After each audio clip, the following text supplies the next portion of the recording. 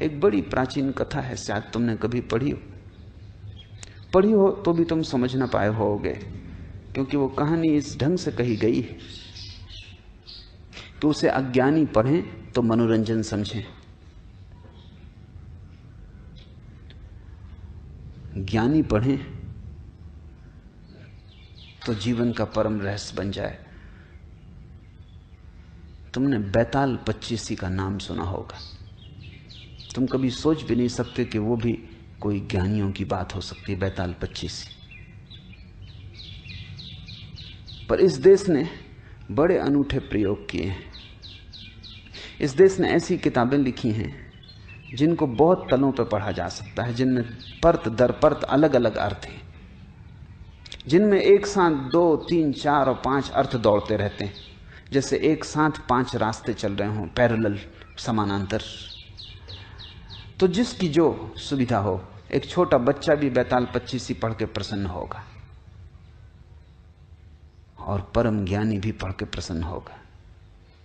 खोजी को मार्ग मिल जाएगा, पहुंचे हुए को मंजिल की प्रतिभिज्ञा होगी। जो नहीं खोजी, नहीं पहुंचा हुआ है, उसके लिए सिर्फ चित्त का मनोरंजन होगा, वो भी क्या कम है, थोड़ी देर को मन बहलाव हो जाएगा। बैताल पच्चीसी की पहली कथा है। 25 कथाएं बड़ी अद्भुत हैं, लेकिन पहली तुमसे कहता हूं। पहली कथा है कि सम्राट विक्रमादित्य के दरबार में एक फकीर आया। सुबह का वक्त था। रिवाज के अनुसार लोग सम्राट को भेंट चढ़ाने सुबह सुबह आते थे। उस फकीर ने भी एक जंगली सा दिखाई पड़ने वाला फल सम्राट को भेंट किया। सम्राट थोड़ा मुस्कुराया भी। इस फल को भेंट करने के लिए इतने दूर आने की जरूरत भी क्या थी, लेकिन फकीर है, फकीर के पास कुछ और हो भी नहीं सकता, तो उसने स्वीकार कर लिया। पास में बैठे वजीर को वो देता जाता था जो भी भेंट आती थी, उसने उसे दे दिया। ये क्रम 10 वर्षों तक चला। वो फकीर रोज सुबह आता और रोज वही उसी तरह का फिर एक जंगली फल ले आता। 10 वर्ष, और रोज सम्राट वजीर को फल दे देता। न तो उसने कभी पूछा, क्योंकि सैकड़ों सुबह भेंट लेने वाले देने वाले लोग थे, फुर्सत भी ना थी, समय भी ना था, और इस फकीर से पूछने जैसा भी कुछ नहीं लगा। पर एक दिन पास ही सम्राट का पाला हुआ बंदर भी बैठा हुआ था, और सम्राट ने वजीर को फल न दे के बंदर को दे दिया। बंदर ने फल खाया और उसके मुंह से एक बहुत बड़ा हीरा जो फल में छिपा था नीचे गिर गया। सम्राट तो चौंका, इतना बड़ा हीरा तो उसने देखा भी नहीं था। वजीर से कहा कि बाकी फल कहां हैं?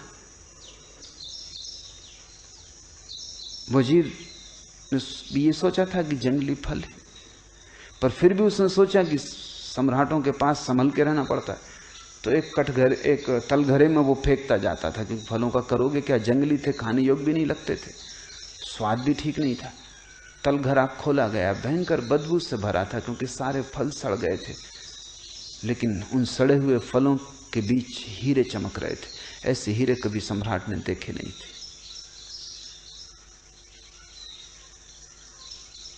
फकीर को कहा कि ये क्या राज, तुम क्या चाहते हो, किस लिए तुम 10 साल से ये भेंट ला रहे हो, और मैं कैसा अज्ञानी कि मैंने कभी देखा भी नहीं, मैंने समझा जंगली फल है। उस फकीर ने कहा, होश ना हो तो जिंदगी ऐसे ही चूक जाती है। दूसरी समानांतर अर्थ की धारा शुरू होती। उस फकीर ने कहा, रोज ही जिंदगी लाती है, लेकिन जंगली फल समझ के तुम फेंकते चले जाते, और हर फल के भीतर हीरा छिपा है जैसा तुमने कभी देखा नहीं। खैर, जो हुआ हुआ, अब पीछे की तरफ मत जाओ, अन्यथा फिर तुम चूक जाओगे, और आगे की तरफ भी मत दौड़ो, क्योंकि मैं देखता हूं सपने दौड़ रहे हैं, क्योंकि इतने हीरे, दुनिया के तुम सबसे बड़े सम्राट हो गए। आगे भी मत जाओ, पीछे भी मत जाओ, मैं कुछ और तुमसे कहना चाहता हूं, वो सुन लो। सम्राट सजग होकर बैठा। ये आदमी कोई साधारण नहीं, अब तक समझे कि फकीर। जिंदगी साधारण नहीं है, और जिंदगी ने तुम्हें जो दिया है वो बिल्कुल असाधारण, लेकिन तुम्हें होश नहीं।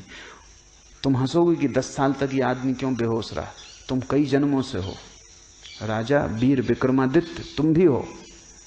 हजारों साल से तुम ऐसे ही बैठे हो और जिंदगी रोज फल दिए जा रही। हर पल छिपा हुआ जीवन का हीरा तुम्हारे पास आता। अब ये कोई साधारण आदमी ना था। राजा संभल के बैठ गया। उसने कहा कि कहो, तुम्हारी एक एक बात सुनने जैसी। उसने कहा कि मैं 10 वर्ष से आ रहा हूं इसी प्रतीक्षा में कि किसी दिन तुम जागोगे, क्योंकि मैं एक ऐसा आदमी चाहता हूं जो वीर हो, वो तुम हो। इसलिए विक्रमादित्य का नाम है वीर विक्रमादित्य। सिर्फ 2 आदमियों को भारत ने वीर कहा है, एक महावीर को, एक विक्रमादित्य को।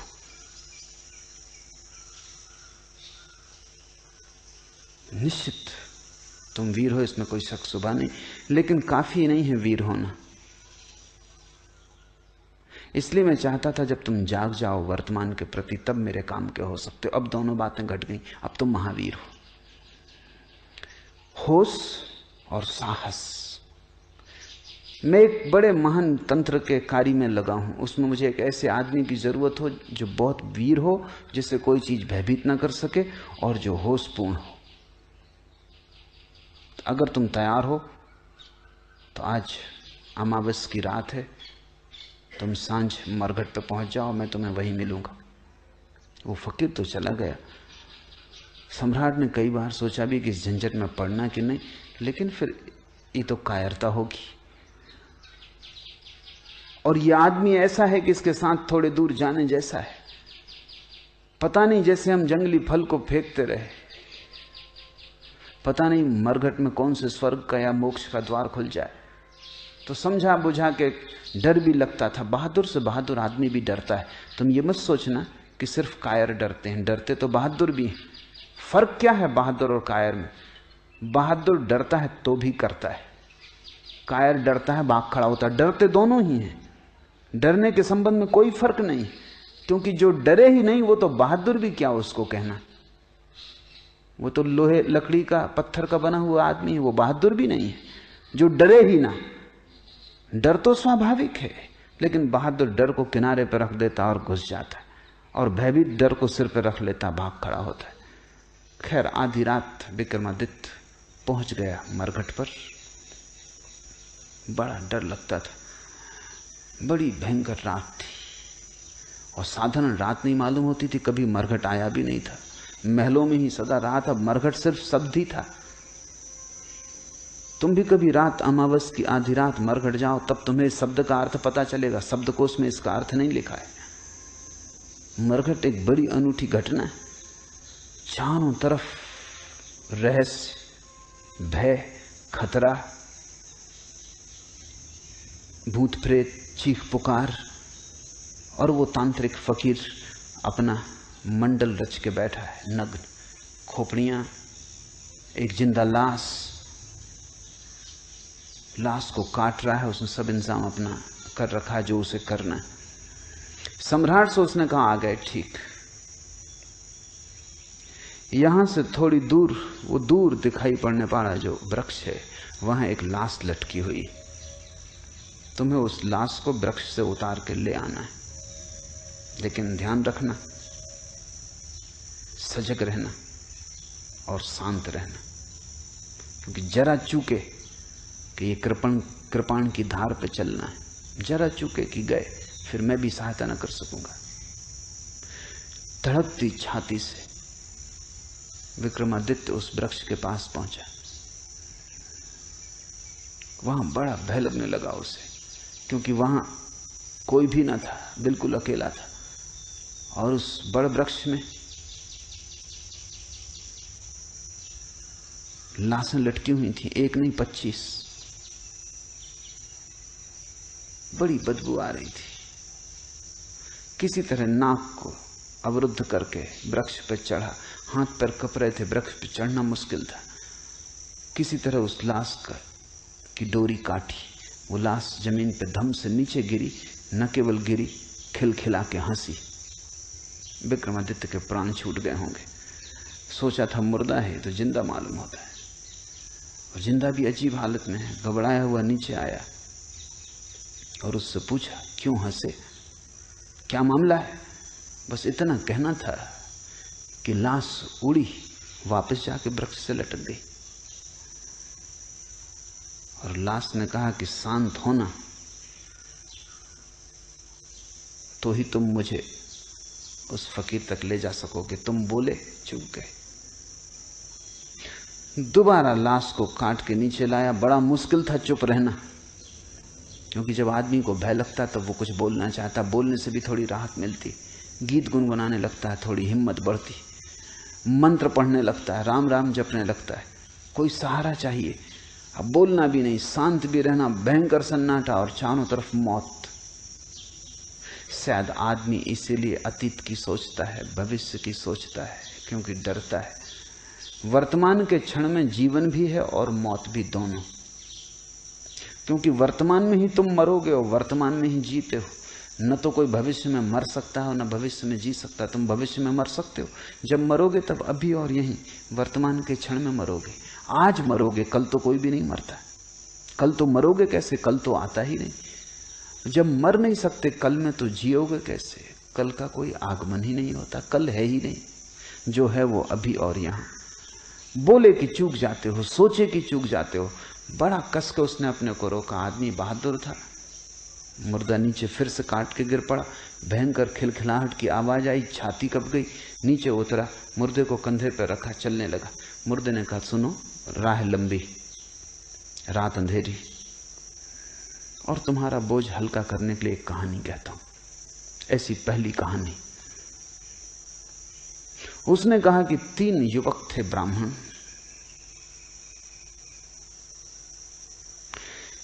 ये विक्रमादित्य सुनना भी नहीं चाहता था, पढ़ना भी नहीं चाहता था चक्कर में, क्योंकि जब तुम सुनो तो पता नहीं बीच में बोल उठो या कुछ हो जाए, या कम से कम सुनने में लग जाओ और जो तुमने संभाल रखा है अपने को वो चूक जाए। क्षण में चूक सकती है बात। मगर इससे नहीं कहना भी ठीक नहीं, क्योंकि नहीं कहते ये लाश उठेगी और फिर वृक्ष पे चढ़ना पड़ेगा, फिर काटो। तो वो चुप ही रहा और वो मुर्दा कहानी कहने लगा। उसने कहा, एक गुरु के आश्रम में 3 युवक थे। तीनों ही गुरु की लड़की के प्रेम में पड़ गए। कहानी में रस आने लगा। प्रेम की कहानी में किसको रस नहीं आता। विक्रमादित्य थोड़ा बेहोश होने लगा, संभाल रहा है, लेकिन उत्सुकता जग गई, जिज्ञासा की, फिर क्या हुआ। तीनों एक से थे, योग्य थे, अप्रतिम थे, प्रतिभाशाली थे। गुरु मुश्किल में था कि किसको चुने। युवती भी मुश्किल में थी कि किसको चुने। कोई उपाय न देखकर युवती ने आत्महत्या कर ली।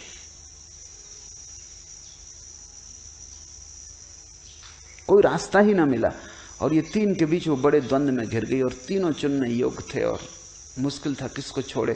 और जानती थी जिसको छोड़ेगी वही जीवन भर पछतावे का कारण रहेगा। 2 को छोड़ना ही पड़ेगा, 3 से तो विवाह हो नहीं सकता। बड़ी अड़चन थी, हल कोई था ना। हल न देख के आत्महत्या कर ली। लाश जलाई गई। एक युवक उन 3 में से तो मरघट पर ही उसी राख के पास रहने लगा, उसी राख की धुनी रमा लेता और वहीं बैठा रहता। दूसरा युवक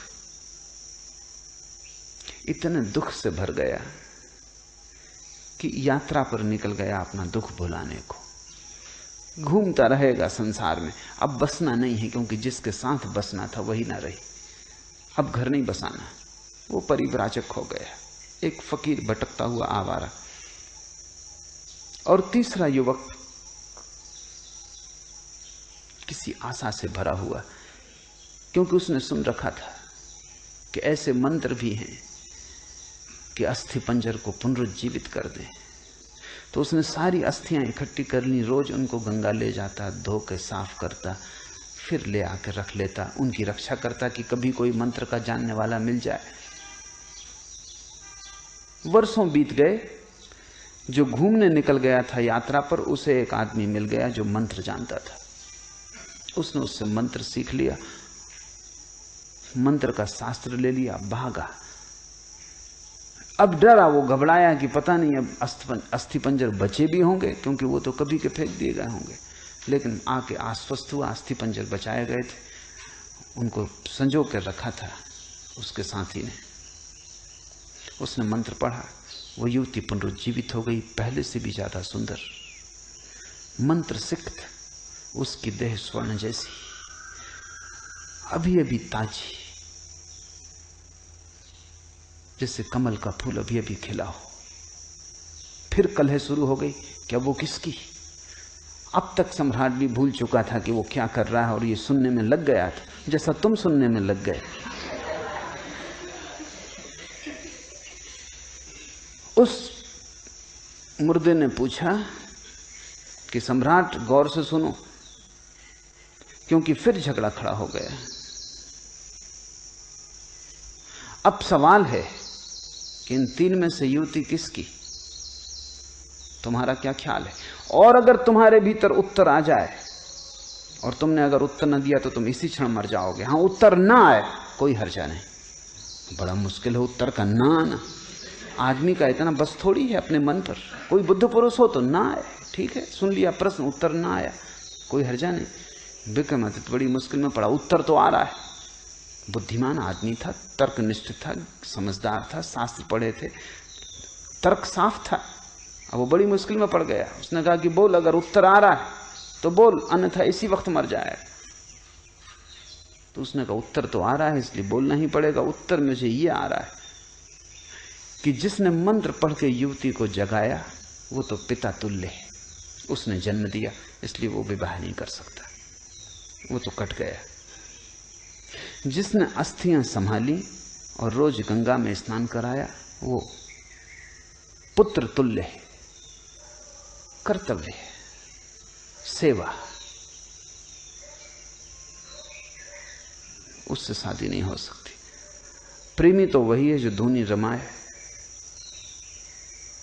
राख लपेटे, भूखा प्यासा मरघट पी बैठा रहा, न कहीं गया न कहीं आया। विवाह तो उसी से। लाश छूटी, जाके वृक्ष से फिर लटक गई, क्योंकि ये आदमी बोल गया। ऐसी 25 कहानियां चलती।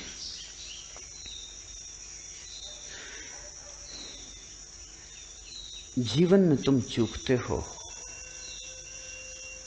जब भी मूर्छा पकड़ लेती, जब भी तुम होश खो देते हो, जब भी जागे हुए नहीं होते, तत्क्षण जीवन का सूत्र हाथ से छूट जाता है। जब भी तुम जरा से अशांत हो जाते हो, विचार की तरंगें चल जाती, तभी जीवन का सूत्र हाथ से छूट जाता है। क्योंकि विचार की तरंग और तुम वर्तमान से च्युत, इधर उठी तरंग, उधर तुम हटे वर्तमान से। वो विक्रमादित्य हार गया। वो फिर ऐसी 25 कहानियां चलती हैं पूरी रात, और हर बार चूकता जाता है, हर बार चूकता जाता है। 25वीं कहानी पर संभल पाता है। हर कहानी में ज्यादा हिम्मत बढ़ती है, साहस बढ़ता है, ज्यादा देर तक रोकता है, ज्यादा देर तक विचार की तरंगें नहीं अंकंपित करती। 25वीं कहानी आते आते कहानी चलती रहती है। विक्रमादित्य सुनता रहता है, भीतर कुछ भी नहीं होता। जीवन एक तैयारी है। यहां बहुत कुछ है तुम्हें उलझा लेने को। बाजार है पूरा, मीना बाजार। वहां सब तरफ बुलावा है, उत्सुकता को, जिज्ञासा को, मनोरंजन को। प्रश्न है, विचार की सुविधा है, सोच विचार का उपाय है, चिंता का कारण है, सब तरह के उलझाव हैं। अगर तुम इस सारे संसार से ऐसे गुजर जाओ जैसे विक्रमादित्य उस मरघट से बिना बोले चुप और जागा हुआ 25वीं कहानी पे गुजर सका, तो ही तुम वर्तमान क्षण की अनुभूति को उपलब्ध होगे। अन्यथा तुमने वर्तमान जाना ही नहीं है। तुम वर्तमान से गुजरे जरूर हो, क्योंकि और कोई जगह नहीं जहां से तुम गुजरो, लेकिन बेहोश सोए हुए गुजरे हो। या तो अतीत में खोए हुए गुजरे हो, या भविष्य में डूबे हुए गुजरे हो। वर्तमान से तुम्हारा कभी तालमेल नहीं बैठा, वर्तमान से संगीत नहीं छिड़ा, वर्तमान के साथ स्वर नहीं मिले। वर्तमान से स्वर मिल जाएं, तुम पाओगे एक ही है, अनेक उसके रूप ही। एक है सागर, अनेक हैं लहरें।